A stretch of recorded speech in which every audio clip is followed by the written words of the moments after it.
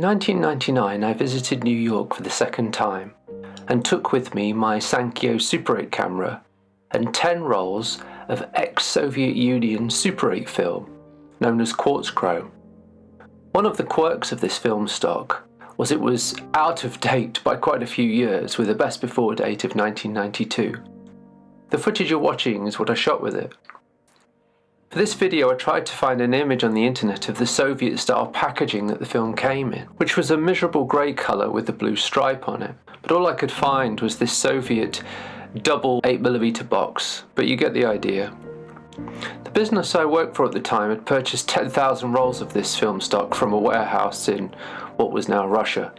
It proved to be so popular to shoot with, especially with the ex-Soviet Clockwork Super 8 camera produced by Zenit, which was also being sold in the UK.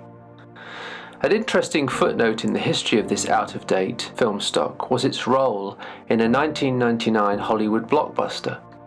One of the production clients I was dealing with back in 1998 was Columbia Pictures, who were producing Joel Schumacher's film 8mm starring Nicolas Cage. As part of the production, they needed to shoot actual Super 8 footage for the film's core setup. Columbia Pictures were calling me every day at that point, and I was advising them on the different looks that were available on the Kodak Super 8 stock range.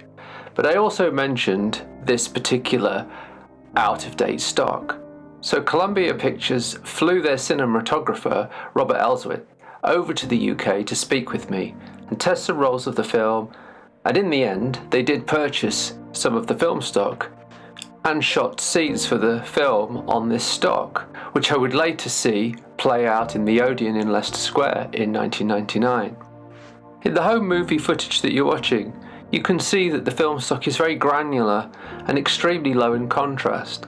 The image resolve is almost dreamlike. It really suited the feel of New York back in 1999 in a very cold January. So much of New York City back then was a city that was rotting. Nearly every building had scaffolding on it at pavement level, the rooftops were adorned with old water towers, and the hotel I stayed in probably should have been pulled down. But visually, New York was so stimulating, and the Twin Towers were a sight to behold. When I watch this footage, it fills me with nostalgia and sadness, for that time doesn't exist anymore, and the last frame of this footage is of the Twin Towers.